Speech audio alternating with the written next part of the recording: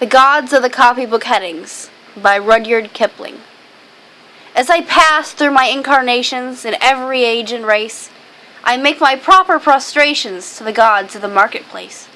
Peering through reverent fingers, I watch them flourish and fall, and the gods of the copybook headings I notice outlast them all. We were living in trees when they met us. They showed us each in turn that water would certainly wet us, as fire would certainly burn. But we found them lacking in uplift, vision, and breadth of mind, so we left them to teach the gorillas while we followed the march of mankind. We moved as the spirit listed. They never altered their pace, being neither cloud nor wind-born like the gods of the marketplace. But they always caught up with our progress, and presently word would come that a tribe had been wiped off its ice field, or the lights had gone out in Rome. With the hopes that our world is built on, they were utterly out of touch. They denied that the moon was Stilton. They denied that she was even Dutch. They denied that wishes were horses. They denied that a pig had wings. So we worshipped the gods of the market, who promised these beautiful things. When the Cambrian measures were forming, they promised perpetual peace. They swore if we gave them our weapons, that the wars of the tribes would cease.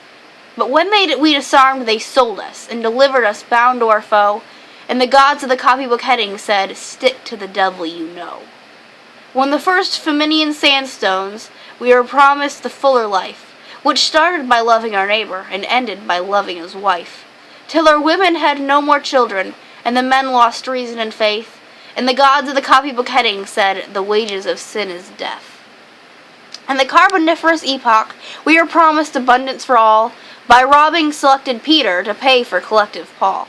But though we had plenty of money, there was nothing our money could buy.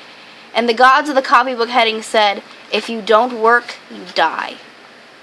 Then the gods of the market tumbled, and their smooth-tongued wizards withdrew, and the hearts of the meanest were humbled, and began to believe it was true, that all is not gold that glitters, and two make four, and the gods of the copybook headings limped up to explain it once more.